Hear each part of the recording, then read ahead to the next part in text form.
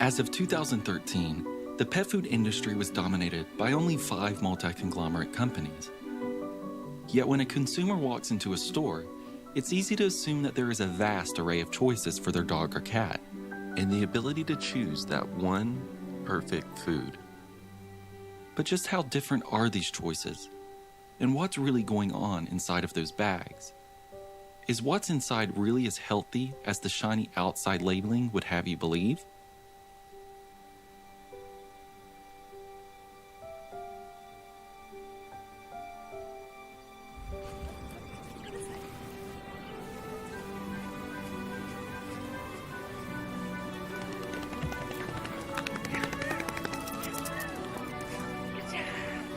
My name is Karen Becker, and I'm an integrative veterinarian here in Bourbonnais, Illinois.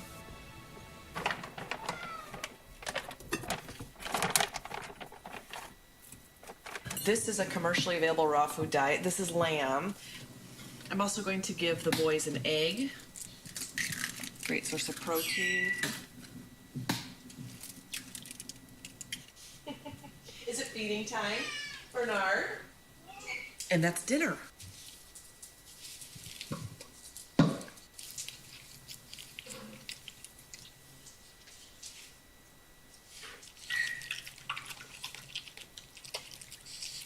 Oh my, what time is it? What time is it? It's very exciting. Okay, Ada, what time is it?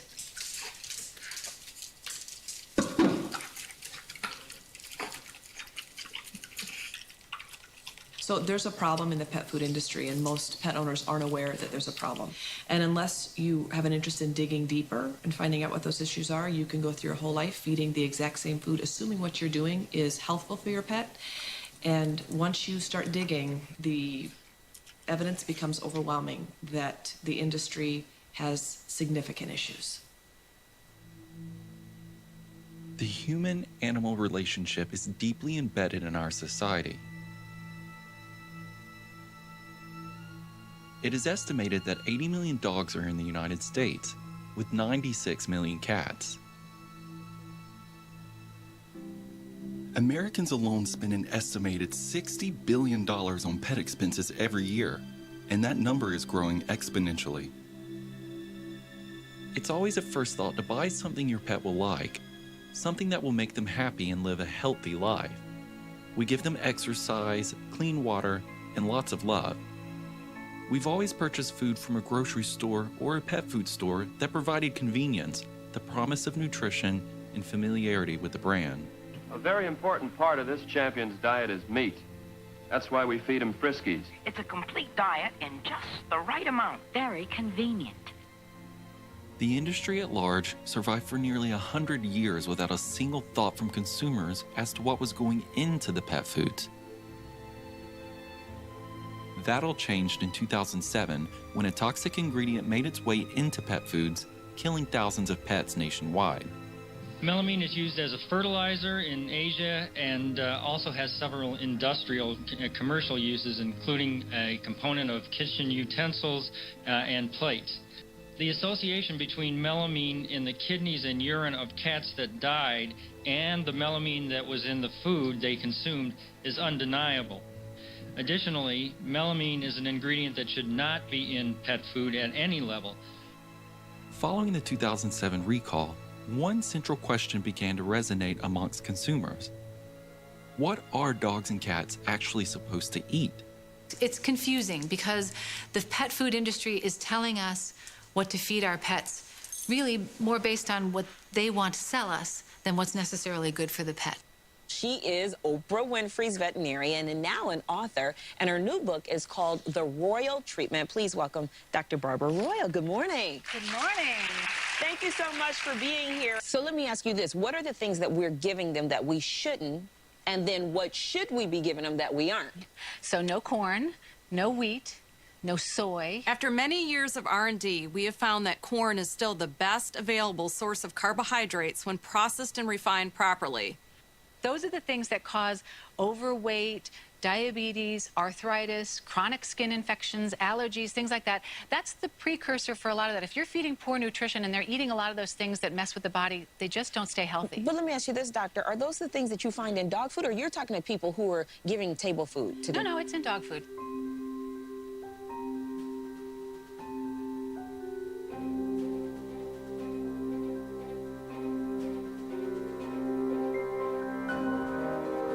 During the war, there was a moratorium on using the metal cans for canned food. So they said you can't use metal cans for dog food anymore. You have to use that for ammunition.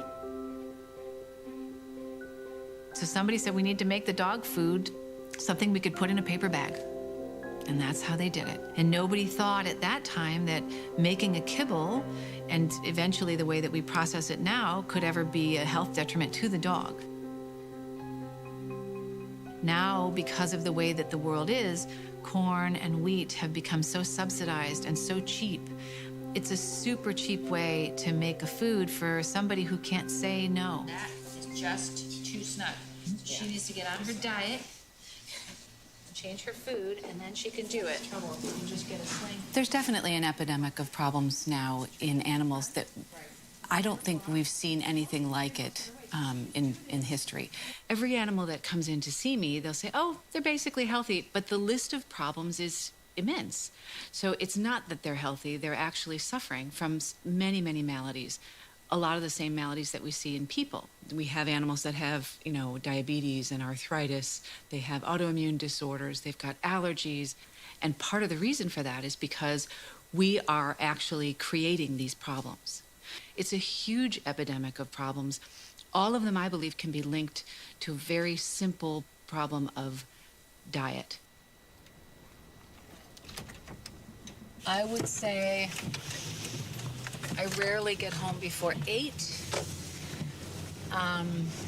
There are days when I stop appointments at 3, just so I might make it home by 6. I would like to not work this late. I would like to not work this hard. I don't see any way around it right now. I know my family would like me home more. My daughter said to me, Mommy, when you're done writing this book and doing this conference, could you not do another one? I know, I smell like all those animals. They do not hurt each other ever. They've been doing this for 12 years. Do you look 12 years old? No, you don't look 12 years old. Do you know why you don't look 12 years old? Because your parents feed you excellent food. Look next. Yes, it's your dinner time? It's supper time? And then eventually, I figure out my own dinner. See if he wants a little. He likes to come out this time. You put this down and they're just like arrows just right on it. Absolutely the best thing they can imagine, and they're so excited about eating. And it's gone.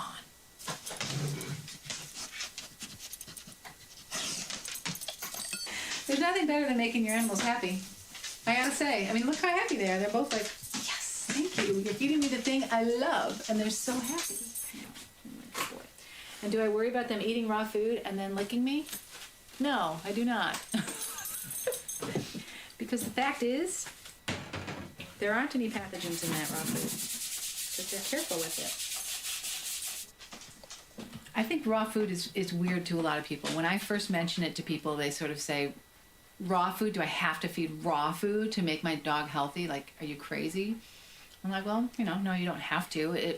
It'll make a difference. It'll make a huge difference. When we had so much crazy processed food, and then all of a sudden Whole Foods came around and said, we're going to offer fresh food. It's going to cost a little more, but you're going to like it. And everyone said, no one's ever going to do that. No one's ever going to spend so much more money on food than, and it's like, guess what?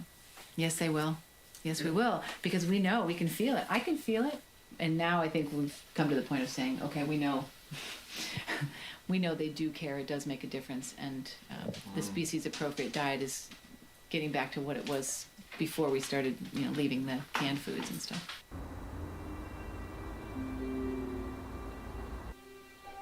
Dogs and cats have at least, hopefully, a wonderful, loving, caring owner, but Mother Nature doesn't. And so when animals become injured, they're on their own. They usually starve or die of secondary infection, unless they happen to meet up with a wildlife rehabilitator. So this is the red-tailed hawk. He was hit by a car and has a broken wing. One of my hobbies and passions is wildlife rehabilitation.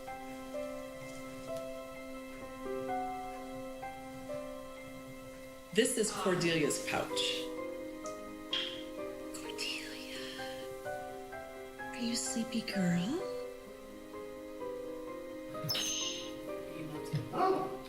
I have been fascinated with nature and life since I can remember.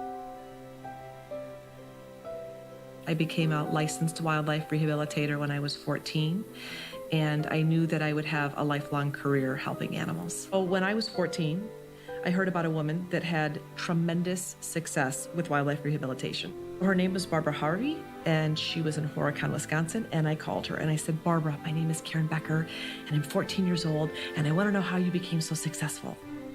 A long story short, she invited me to her home in Horicon, Wisconsin. She lives in a beautiful log cabin during the winter months, and she lives in a teepee on 13 acres during the summer months. She invited me to live in her teepee on her 13 acres and see how she rehabilitates hawks, eagles, owls, and falcons.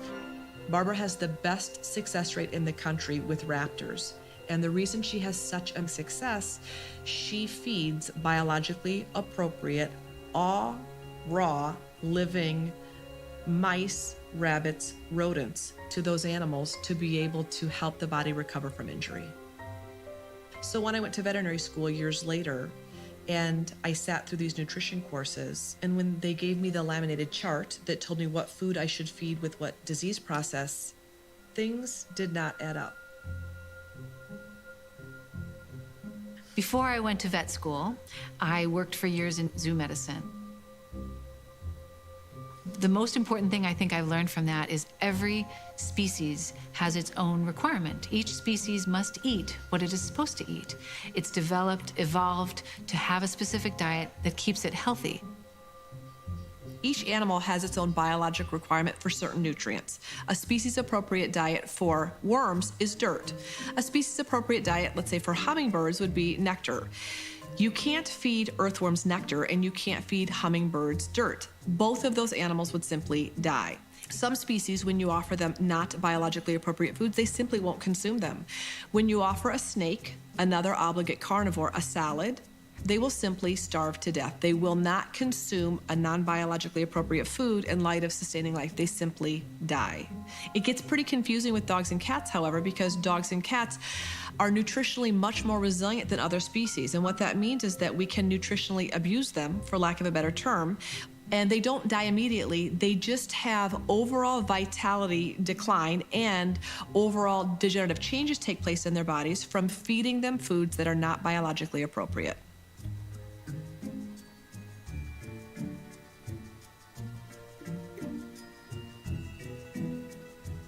Cats, being obligate carnivores, have to consume meat to be able to thrive. They do not have a biologic requirement for any type of carbohydrate.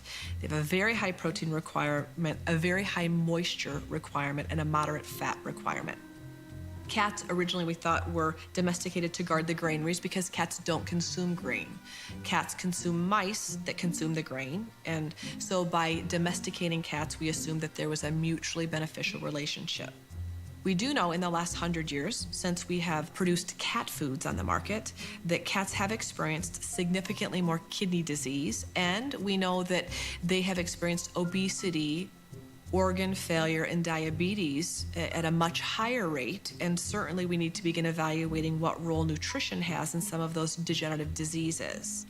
Kidney disease is the #1 killer of cats, and we know that asking cats to process an entirely dehydrated food, such as kibble, can be very detrimental to kidney health.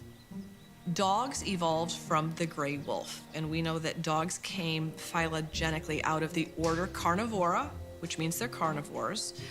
In 1993, the International Society of Zoologic Nomenclature redefined Canis lupus familiaris as just Canis lupus. These are the people that define what category, what taxonomy animals fit into and why.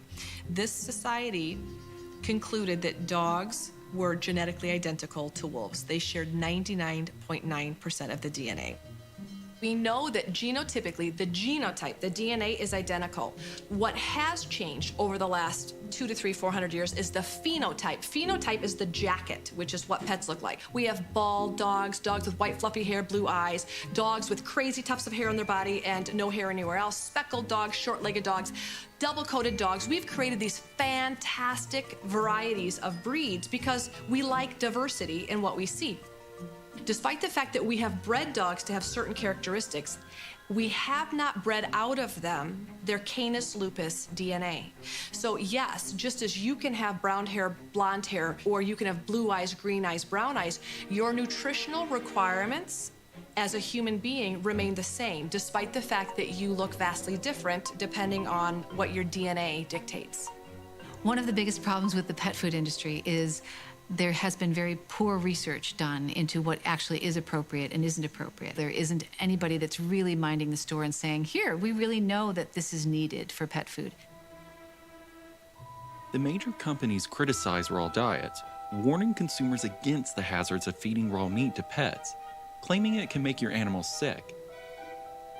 However, those companies who repeatedly criticize feeding a raw diet have yet to produce a single study to provide any substantial evidence to support their claims.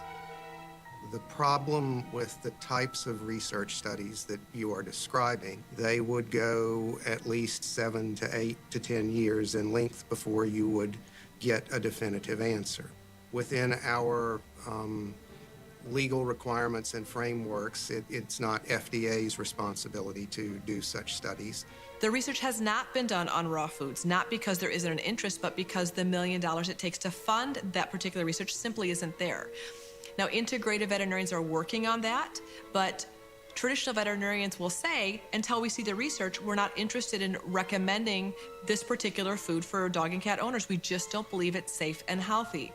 The frustration is that we don't have clinically proven research demonstrating that dry and canned foods are wildly helpful for pets as well.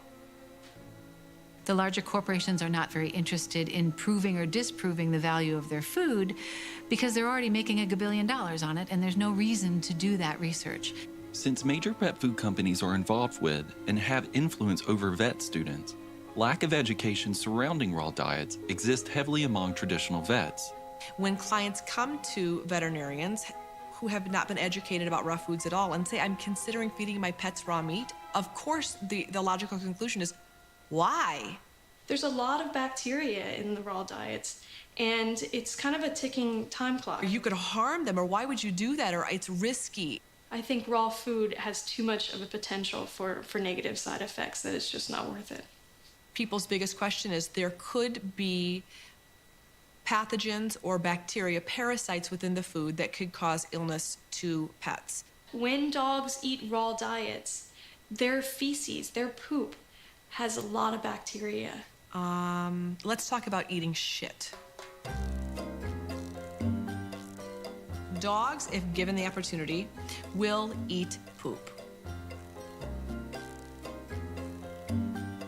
We tend to look the other way when dogs do this. Dogs lick their butts. Dogs do a variety of behaviors that if humans or other animals were to do it, we would die. Dogs and cats, being carnivores, are equipped to be able to process their evolutionary food source, which is raw meat. All of their digestion has acclimated and has evolved to be able to process whole, living, unadulterated protein. So from ripping and tearing, their dentition is set up to be able to process meat.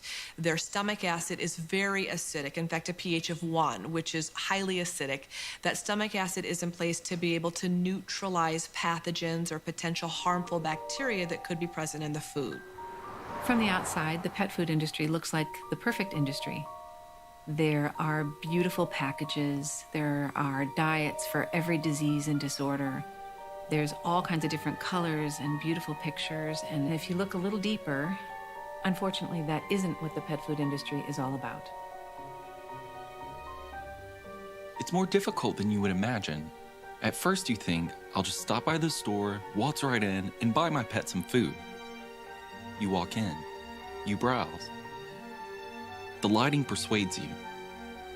The music speeds you up. The pretty pictures slow you down. In this moment, you officially surrender to the overwhelming realization that you have no idea what the real difference is between all these bags. And if you're being totally honest with yourself, you've probably never even read the ingredients of a pet food label in your life.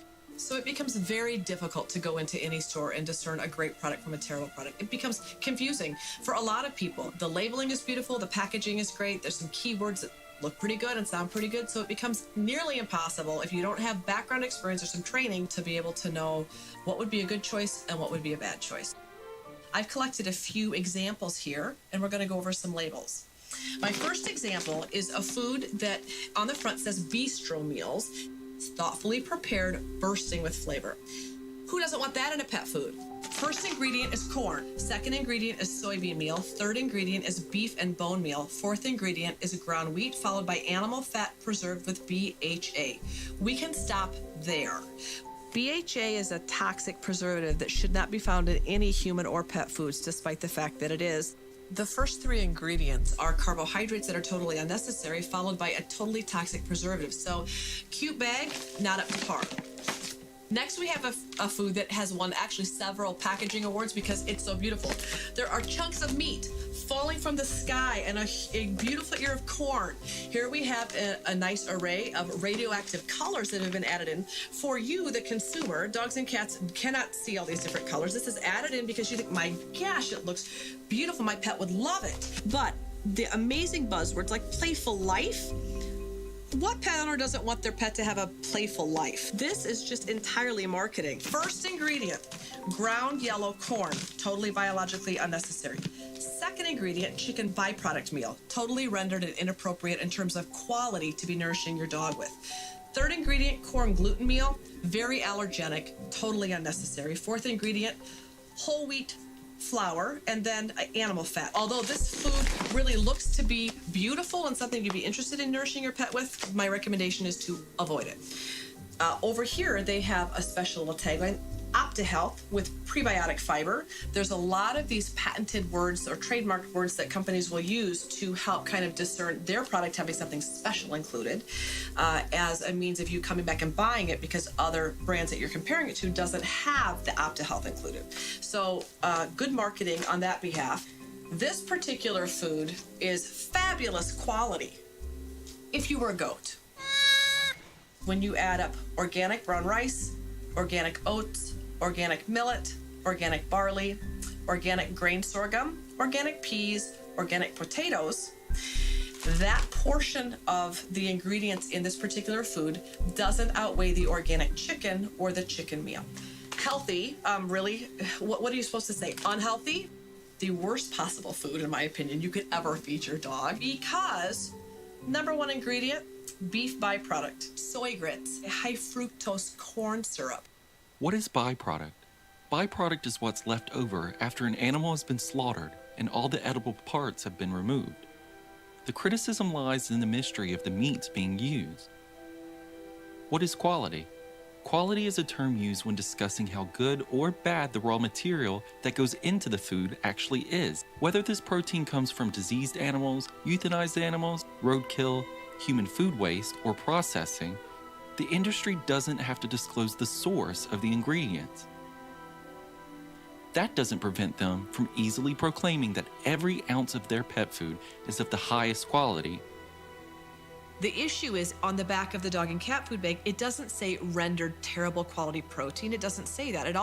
We also can't list legally grade A USDA inspected meat. So this leaves this giant gap for the consumer to have to fill in that void, and it's wildly confusing. The controversy with kibble exists because dry food is void of moisture. When your animal eats dry food, they're put in a permanent state of dehydration. The quality and sourcing of where the ingredients came from is kept secret. And even if the ingredients were perfect, the manufacturing process to make a meat product shelf stable for extended periods is performed at extremely high temperatures. This creates two potent carcinogens, heterocyclic amines and acrylamides. However, Most companies do not disclose to the consumer what temperature their foods are cooked at, and they act as if the trace amounts of carcinogens pose no threat. It was around 1948 when veterinarian Mark Morris decided to create the first prescription pet food, still recognizable today. At the time, Mark Morris was critical of pet foods for lacking quality ingredients, and he wanted to make a superior product backed by scientific research. He teamed up with canning manufacturer Burton Hill to fulfill his vision. The result became what we know today as Science Diet, sold in veterinarian offices all across the country. But in 2013, the Wall Street Journal reported Hill's was starting to see its profits decline because consumers no longer identified with their ingredients. Science Diet has since refocused on rebranding their image as more natural, creating new product lines and shying away from controversial and rendered ingredients. The National Renders Association argues that they're providing a necessary role when it comes to the recycling of animal carcasses. If there wasn't anywhere to put the animal waste from the human food industry, where would it go? In the earth? In the air? In the ocean? It all has to go somewhere.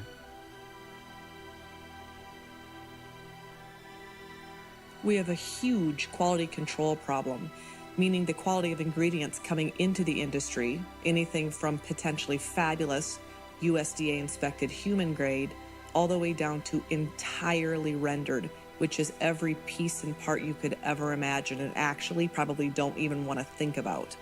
The final result is used to manufacture hundreds of products, everything from soap to candles to pet food to cosmetics. Pet food manufacturers get their raw ingredients from a variety of sources. Ingredients can be leftovers from the human food processing plants, leftovers from slaughterhouses or ranchers and farmers that have had animals die. Those industry leftovers and dead animals are collected by rendering facilities. Pet food companies blend these recycled ingredients together with synthetic vitamins and minerals to create a profitable, quote, complete and balanced diet that is then marketed to pet lovers. I'll tell you a story you'll never forget. A story about you and your cigarette. Enjoy smoother smoking, choose wisely, choose well. Smoke longer and finer and milder pell-mell. So the pet food industry today is similar to the tobacco industry in the 40s and 50s when you had medical doctors recommend the use of tobacco, not because it was conspiracy or they believed that they were in any way harming, they just didn't know. Tens of thousands of doctors, general practitioners, surgeons, specialists, doctors in every branch of medicine were included. Very similar, in my opinion, to what's happening in the pet food industry. You have well-meaning, lovely veterinarians recommending foods not because they have sound nutritional background, but because that's all that they know. And in 100 years' time, we have successfully convinced an entire generation of pet lovers that why would you feed anything but dog food or cat food? Looking at the rules that guide the pet food industry, it's easy to see how they are set up to benefit the corporations over the consumer. The regulators have created special terminology for packages, assuming that consumers would be able to guess what they mean. Any product containing the words dinner, nugget, or formula only have to contain 25% actual meat. Any product labeled with only has to contain 3% meat. Furthermore, the so-called flavor rule allows for any protein to be listed on the bag. It may be flavored as meat, but in reality, a bag that contains the word flavor may contain little to no meat. By using the keyword flavor on the package, the pet food could, but does not have to contain any meat at all, but it's acceptable for the package to contain an image of a fresh steak. Ingredient panels do display protein percentages, but protein percentages do not represent actual meat content in the product, as protein can come from a multitude of sources. This raises the question if the average consumer knows that the terminology used on packages reveal the exact amounts of meats used in foods. Trying to understand who exactly makes these rules and what their actual legal authority is leads to many different organizations. The Association of American Feed Control Officials is a non-governmental organization. They have a model bill that sets the standards in terms of ingredients, nutrient levels, package labeling in terms of ingredients as well, for pet food companies to abide by. Each year, members of AAFCO come together to update their official publication, which defines each ingredient that's allowed to go into pet food. Members of the major pet food companies attend the meetings as well, allowing their voice to be heard when it comes to what goes into pet foods. So, who is AAFCO? I think if you look at our websites, we have some very clear statements about the fact that AAFCO is not a regulatory organization in itself. That's one thing important. The second is that AAFCO doesn't approve products. What we do is we deal with the ingredients and the scientific validation, if you will, of the ingredients that go into the food. And then the actual claim that a manufacturer makes that it's AAFCO approved is probably not representing what AAFCO itself would say.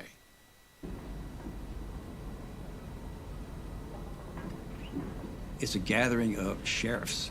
They're there just to get agreement on the best level of nutrition that can be required. FDA has worked closely with AAFCO on the regulation of all animal feeds, not just pet food. I think the important thing to remember is FDA is a true regulatory authority, where AAFCO is an association of state feed control officials. And as such, AAFCO has no regulatory authority. If you meet the nutrient level for protein, it makes no difference whether that protein comes from a healthy protein source like chicken or whether it comes from a base protein source like wheat flour or wheat gluten that's been fortified with protein of some kind. As long as you meet the nutrient levels that they've set, the food is approved as AAFCO approved. When you look at the AAFCO manual, I think you really begin to see how the interests of AAFCO and the pet food industry align. Actually putting together a list of ingredients that you would want to see in pet foods that you would want your pets to eat, and then forcing that on the industry. They've done it in reverse and basically just accepted the standards that the industry has been using for years. And I'm quoting now, use of the term or claim natural on pet food labels. So if I want to use the word natural on my dog food label, here are the rules, and I'm quoting this verbatim. A feed or ingredient derived solely from plant, animal, or mind sources, either in its unprocessed state or having been subject to physical processing, heat processing, rendering, purification, extraction, etc. It goes on. And essentially, these are all definitions of the antithesis of natural. All consumers would assume that if their dog food said the word natural on it, that what's in it would not be a rendered product.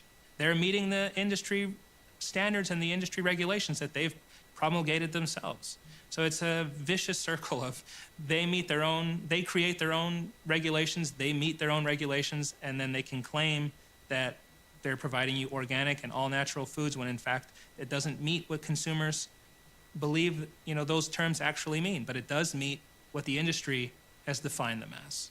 The definition of the word and the use of the term organic must have 3% organic chicken and at least 67% other organic ingredients. Could contain non-organic chicken meal or non-organic chicken fat.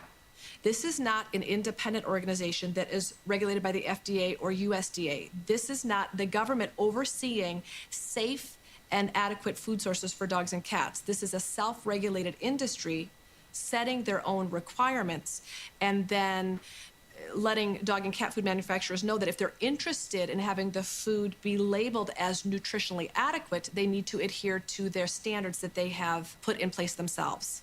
So the FDA's primary role is in regulation of what the label says is in there is actually in there. The FDA is not regulating quality, production, sourcing, any of those things. They're regulating that what you say is on the label is actually on the label. The most shocking thing about the pet food industry that has remained since basically I started doing this work is the FDA compliance policies. I still cannot understand how an industry is provided by a federal tax-supported organization loopholes to avoid federal law. If you go to the FDA website and just type in compliance policies, and then scroll down the page to animal feed. And there's one after another. They allow contamination by pesticides, contamination by industrial chemicals, contamination by natural toxins, contamination by filth, microbiological contamination, overtolerance, or unpermitted drug residues. It's incredible. The law says that can't be, but the compliance policy says, don't worry. Go ahead, we won't enforce the law. The reforms that need to be done in the pet food industry are not done. There are some steps that I've seen. People seem to be interested. I've had a lot of FDA, you talk to the FDA and they're like, we really want to fix this. But the fact is, it's pet food. And who has the time? And who has the money, really? I mean, we've got bigger fish to fry right now. For all practical purposes, there's nobody looking out for the average dog. In 2006, a mystery illness began to sicken thousands of pets across the United States and Canada, thrusting the industry into the spotlight like never before. Okay, everyone is so freaked out about this recall. Tell us, what do people need to know about this recall? Well, so it's menu food. Menu foods. Menu foods. Menu foods. Oh, menu foods. On March 16, 2007, Menu Foods began recalling dog foods produced in their facilities in Kansas and New Jersey. What disturbs me about this incident is that it confirms yet again that pet food as well as human food is at risk. More than 60 million packages were taken off store shelves last month because they apparently contained wheat gluten that was tainted with the chemical melamine. When the recall was announced, nobody knew what the problem was. Veterinary offices are getting flooded with phone calls from concerned pet owners. Did the people on the other end of the phone sound worried? Yes, very worried, yes. No official estimates on exactly how many have died so far, but hundreds of pets have suffered. My strong belief is that they were intentionally delaying. The recall happened because they thought they were purchasing a certain protein product called wheat gluten that has actually a pretty high protein count, when in fact they were buying wheat flour that had been laced with cyanuric acid and melamine in order to pass it off as wheat gluten.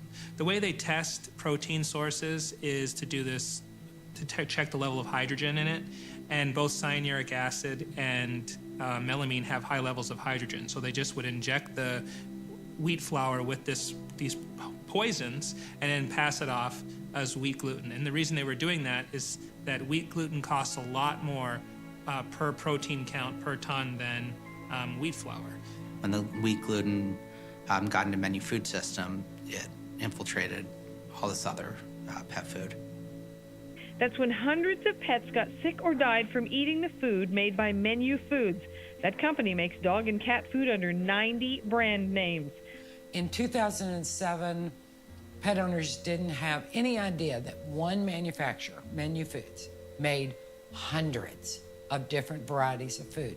That was a betrayal of trust to so many pet owners. This is leading people to wonder at this point, what can we safely feed our pets? Do we need more, I hate to say this, regulation of pet food, more inspection, or some way to get to the bottom of this? Purina tonight is recalling a batch of its Purina One dog food. A warning tonight to check the food you are feeding your pet. Many vets are reporting that they are seeing pets getting sick from recalled dog food, food that should have been taken off store shelves months ago. I remember it vividly. I was sitting in my little office. I got a call out of the blue from a woman named Dawn Majerzak, who told me that she wanted to bring a lawsuit against the entire pet food industry. They knew they had contaminated food. They knew it was poison. They knew it killed animals, and they continued to sell it and put it on the market. I mean, you just don't do that. But it's a money market. They were making money, and I wanted it stopped. CBS News has learned the tainted wheat gluten used in pet food was human grade, meaning nothing but luck kept it from being used in the food people eat too. The most shocking aspect discovered in 2 subcommittee hearings was that the ingredient used in the pet foods that was responsible for killing the animals was actually legal to use in human foods. On top of that, the FDA admitted that there was no penalty given to a company if they failed to notify the FDA in a reasonable amount of time. In this case, Menu Foods faced criticism for failing to notify the FDA for over 3 weeks, even after they confirmed dogs and cats were dying and they knew the cause. But other than complain about the ethics, no one in a government position could fine Menu Foods for allowing the food to continue to be sold, even though they knew animals would die as a result. But Menu Foods would not testify. The lobby group that came in its place was left to explain why Menu supposedly knew tests were making animals sick on February 20th, but didn't tell the FDA until 3 weeks later. Wait a minute. Let's get the record straight.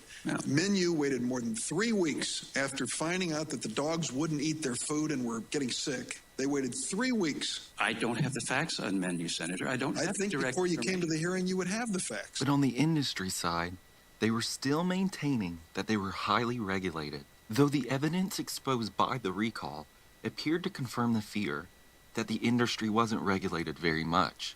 Pet foods are indeed a highly regulated product. They are perhaps the most regulated product on the supermarket shelf. Mr. Nelson was very clear in his statement that AFCO has no regulatory authority. We've been told by the FDA that there is no pre-market approval of this product sold to consumers. We know that there's no regular inspection of the facilities that make these products. What we are told is that 30% of these facilities will be inspected once or twice over a 3.5-year period. We know that there is no government authority to recall a contaminated product. We know that there was no mandatory state inspection standards established by the Food and Drug Administration across the United States. We know that the claims being made on the label here about this dog food are beyond the claims that can be made about human food. And we're told, at least Dr. Hodgkins has told us, that it's questionable as to whether or not a company that makes a contaminated pet food has to report to anyone about adverse events in a timely fashion, whether a dog has died or dogs are dying. When I go through that long list of things, it's hard to conclude this is a highly regulated product. But in terms of having another outbreak in terms of scale of 2007, I really think that our pets are the canaries in the coal mine, so to speak. The only way we'll know is when our pets start to get sick again. We're still having recalls. We're having chicken jerky that's killing thousands of pets. We can't identify the source of the contaminant that's still killing pets. That's scary. After the 2007 recall, another mysterious illness began to plague dogs all across the country. It was soon discovered that consumers who purchased various brands of chicken jerky treats to reward their dogs were actually poisoning their pets instead. Owners were devastated to find their dogs either sick or dead after consuming these so-called treats. We went to PetSmart, and my wife was looking at the treat aisle there, and she saw dehydrated jerky, chicken treats. And she's like, well, why don't we try these? This is the only thing I see is just in chicken. So I agreed, and we brought it home and we fed it, and didn't take long before we saw big changes. And what stands out in my mind from buying them that day is that I looked at the bag and they appeared wholesome. They really had this almost organic, good for you feel about the packaging. And so we grabbed 3 packages. It was around Christmas time that we bought them, and we put them all in the stockings for the dogs. So I remember getting them because they looked so good for the dogs. We believe your dog deserves treats made with the same quality of ingredients and care that you want with your food. Created by people who love dogs. No artificial colors, no artificial flavors or fillers. And the list ingredient is very short. The packaging just looks like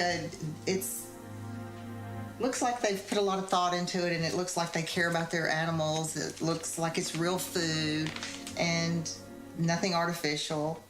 And there's just a kitchen home-style dog. So you just would lend you to think that it's healthy, or it's more natural. It's like a jerky that almost looks like human jerky.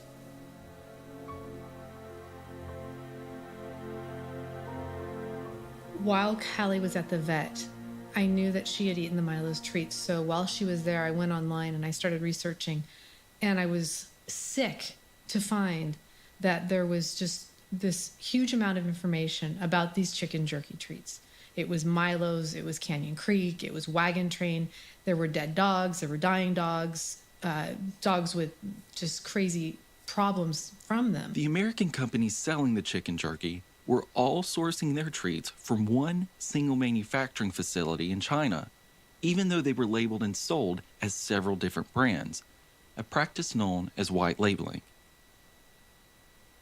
Over a span of years, the companies involved strongly denied that their products were causing any such harm, even though thousands of complaints were pouring in from their consumers. Since 2007, the FDA has extensively tested many brands of chicken jerky treats, including ours.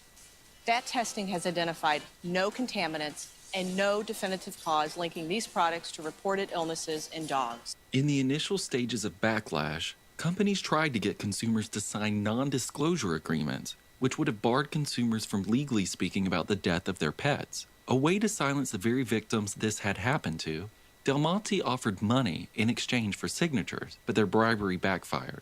Offended pet owners refused the money, even banding together on a Facebook page to share their stories and information to try and get the products recalled from the store shelves. And when I came down in the morning, I checked on her, and she was breathing and she was sleeping. And I went upstairs to take a shower, and I heard her food bowl go across the floor.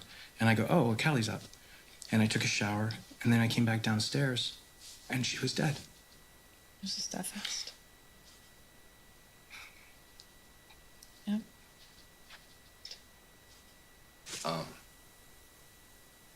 Went to move her.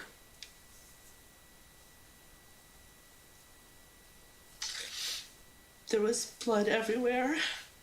She had been bleeding out of her chest and her mouth opened, and she was bleeding out of her mouth and her nose.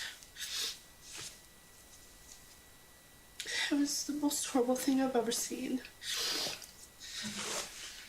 Well, I lifted her up, and my hand was just covered.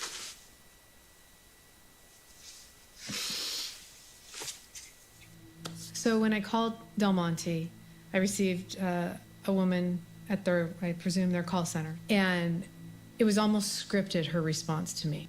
Any reports out there with dogs becoming sick or dying or anything from Milos, the FDA did step in. They did extensive amount of testing. They did a 17-step process, in reference to our treats. There has not to this day been any link to any of those reports that consumers put on the internet, nor has there been any contaminants found. That's why they are still on the market today as we speak, and we do stand behind the product. Dogs can get sick from any new treat, any type of food that's new to them, as far as, death or anything like that. Like I said, anything that has ever been reported, the FDA did step in, and there's never been any contaminants or any link to any of those illnesses with a treat. It was crystal clear that the products were not coming off the shelf anytime soon. So my next call was to my local ABC station. Rachel Chambers of Morgan Hill lost her dog Callie yesterday morning. She says it was a sudden and painful death. The vet found that she died after her stomach twisted and ruptured, but it remains undetermined what caused that to happen. According to the FDA, nearly 1,000 pet owners have complained about this product. Despite the FDA warnings, the treats are still on shelves at Target, Walmart, Costco, Petco, and PetSmart. And it's somewhat frustrating because we haven't been able to find a problem with the product. We say, yes, there are sick animals. We believe there's strong evidence it's associated with it, but when we go look at the product, and we've tested for numerous things, and we haven't been able to find anything that would suggest that this product right here, there's a problem with. Sometimes toxic ingredients are a combination of things. Sometimes a toxic ingredient, is when you mix this with that, and then that creates the problem. So if you're looking for just one thing, it's hard to know what that is. The chicken jerky issue lasted until 2013. Nearly 6 years after the first complaints were made. Upon investigation, the New York State Department of Agriculture discovered illegal traces of antibiotics in the treats. Even though it couldn't be proven that the antibiotics had directly caused the deaths of the pets, it was a technical adulterant needed for the State Department to force these companies to withdraw the products in question from the shelves. The trace amounts of antibiotic residue found in these samples are not linked to the FDA's ongoing investigation of chicken jerky products. And again, the trace amounts of antibiotic residue do not pose a health or pet safety risk. It has damaged my trust. I don't trust companies anymore. They don't care about me. They care about my money. And that's a terrible thing. When death or sickness is involved, the cards appear to be stacked against consumers. This is because, according to the United States government, your beloved companion is considered property that is worth little to no monetary value. It's very difficult to put a value on companion animals. The courts have struggled with this. Where it really comes down to a struggle is what are the damages to somebody who has had a pet that's been injured or killed. For the most part, they're still considered a piece of property. Most courts are willing to just do the quickest possible analysis, which is, what did you pay for the animal? How much did you suffer in terms of veterinarian bills or that kind of thing in terms of caring for the animal? And, that's what you're able to recover rather than the sort of emotional connection that you have with the animal or that kind of thing. In 2015, government agencies value human life between $6 and $9 million to provide some leverage to consumers in the unfortunate case that injury or death were to occur. In contrast, within the pet food world, no such evaluation exists. Even in the largest of class action lawsuits, the money awarded to victims whose pets have been directly harmed by pet food is insignificant when compared to the massive profits that companies make each year. So as far as profits are involved, there is no incentive for companies to do what consumers believe is the right thing. I'm Sebastian Gay. I'm the father of a theory of economic valuation of companion animals. Providing an economic valuation for companion animals creates a formula which can then be used to fairly evaluate the worth of a dog or cat. The main problem in the valuation of companion animals was the discrepancy that existed between the true value of a companion animal that veterinarians were giving you in case something happened to them, and the amount of money that people were spending on their companion animals. If settlements like the one in 2007 were not in the millions, but instead in the hundreds of millions, that alone would be a game changer for corporations, who would be under serious pressure to prevent recalls at all costs. I don't think the playing field has entirely changed, but it might soon. It takes a big case, I think, to really change everything.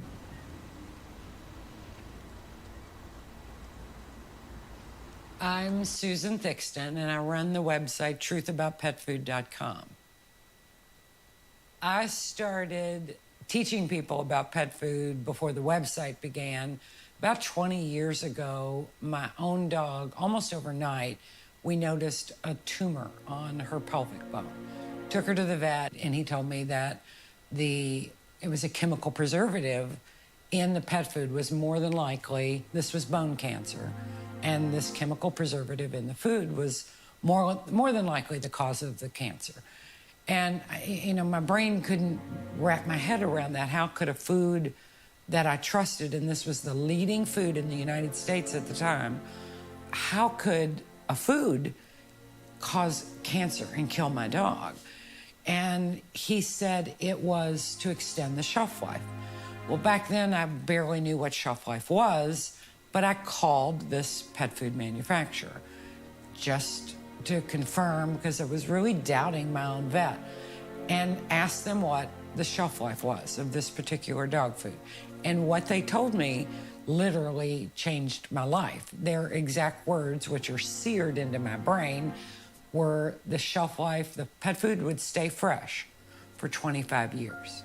There was that many chemicals in the food that the food would stay fresh for more than 3 times longer than my dog lived.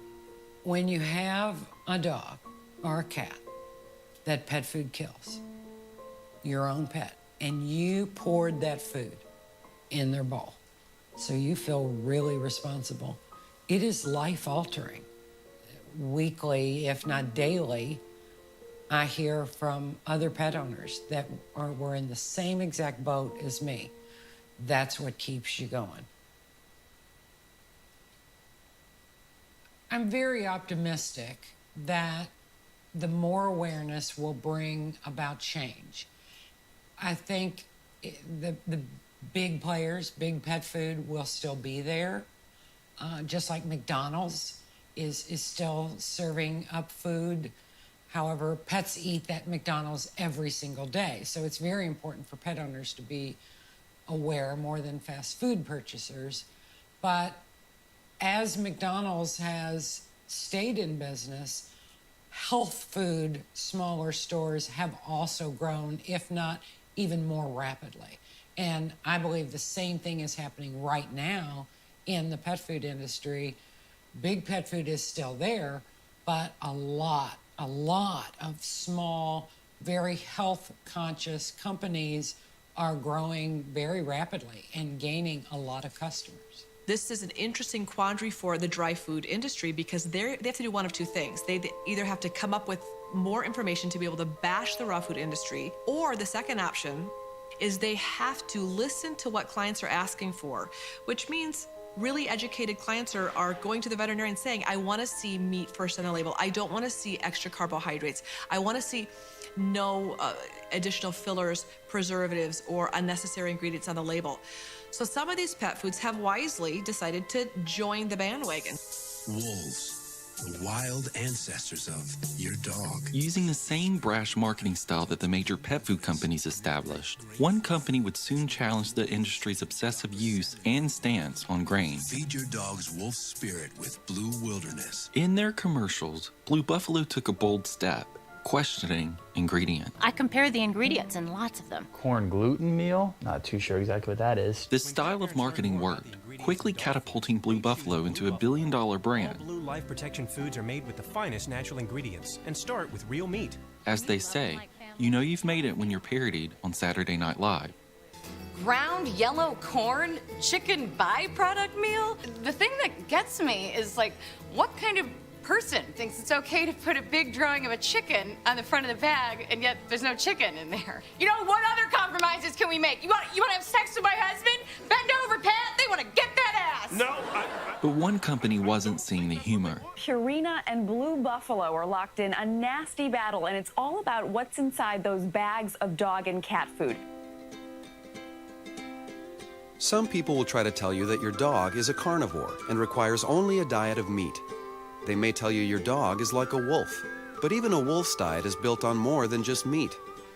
Blue Buffalo claims its pet food is free of chicken and poultry byproducts. The suit alleges testing at an independent lab found significant percentages of poultry byproduct meal in Blue Buffalo's top-selling life protection products. Purina sued Blue Buffalo for false advertising, eventually leading to a class action lawsuit. Purina launched a website called Pet Food Honesty. The irony of the entire lawsuit, however, was Purina's own lack of transparency when it came to their own products. They refused to answer questions on camera about the quality or source of their own ingredients. Since you guys are suing Blue Buffalo for transparency and ingredients, I just wanted to give you guys an opportunity to talk to this film and the consumers about the transparency of your own ingredients. Okay. All right, I will pass this along. After Purina failed to respond to our request, we tried again. So you don't have an idea of a date whenever you guys would like to respond? Well, it will not be me responding, so I am not sure. It's kind of up to, when he will respond. He officially has it. He does have the information. Purina would not defend their own alleged lack of true transparency. We reached out to Blue Buffalo as well, who also refused to go on camera. If this really was about transparency and honesty, why was no one talking? A one-on-one interview with the heads of these major pet food manufacturers would never happen because you can ask questions that are too difficult to answer honestly, openly, or appropriately that could put them in a compromised position. But the market for premium food is growing the fastest, with more pet parents seeking nutritious and natural food for their dogs. And with American pet owners expected to spend nearly $23 billion this year on food for these treasured members of the family, the stakes are high. Some of these companies that have repeatedly said it's not a problem to feed wheat or corn are now coming out with grain-free foods that they are labeling as more species appropriate or biologically correct or grain-free, where previously they have acknowledged that there was not a reason to produce these foods. They're now, all of them, coming out with a grain-free food, really, I believe, to compete in a marketplace that's becoming more competitive. At the American Holistic Veterinary Medical Association annual conference, we have all of these great food suppliers that are there, not only discussing their products, but exchanging ideas. Everyone's very open. Veterinarians are capable of going from booth to booth to get an idea of what the products are about, how they're manufactured, ingredient lists. The owners of these small pet food companies are passionate, wildly passionate about the products that they're producing, and they're eager to speak with you, and they want you to know more, and they want you to ask questions. Some of the big pet manufacturing companies have acquired a booth at these conventions. And although they're there, I guess, representing themselves, there is no discussion.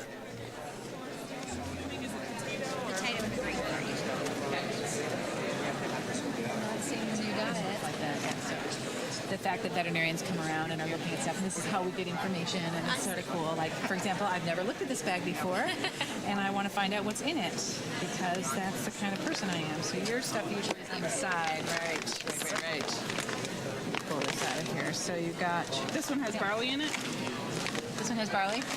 Right, there's Ideal Balance and there's Ideal Balance Green. There's two products under the umbrella. How are you finding your Industry leaders are incredibly cautious about making sure that every time that they are publicly on tape or have any printed information, it's a well-calculated, formulated response that they're in control of. Do I think that the top pet food manufacturers in this country could be striving to produce a more species-appropriate, better quality pet food? Sure. Do I think that their motive is probably more economic and trying to maintain their market share than producing a fabulous quality pet food? I do. Most companies that attended the trade show were happy to speak with our cameras, proud to show off their products in transparency. But when we revisited the Science Diet booth with our questions about the species appropriateness of their products and the sourcing of their diets, we were refused interviews and instructed to contact their media department team. So we did. Hi, Cole. This is Lucia Rubio with Hills Pet Nutrition. I just wanted to let you know that Hills decided not to participate in this documentary. All other major pet food brands also flat out refused or ignored multiple requests to participate in this film.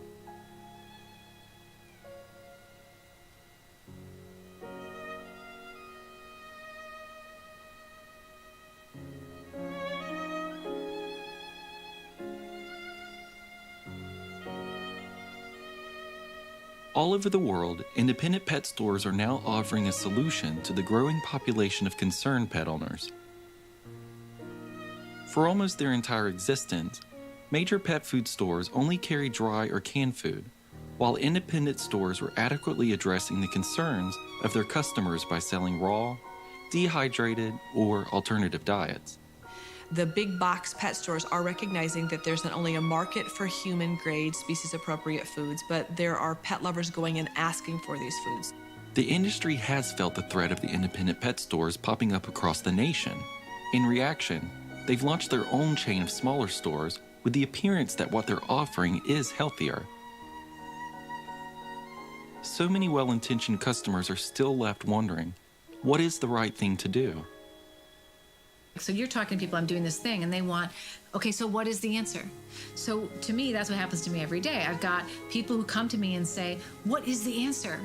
In the end, it isn't about perfect. It's just about knowing.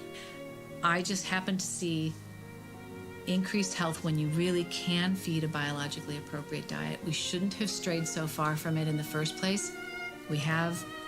We're going to have to get back there eventually. I'd like to see that. I believe as pet guardians, our job is to feed the best possible food that we can afford to feed. So if you can't afford to feed an organic, all raw, biologically appropriate diet, then my recommendation is to make that your goal. Consider feeding as much raw, balanced, human-grade food as you can. Maybe you could use it as snacks throughout the day, or maybe you could afford to feed one meal a day.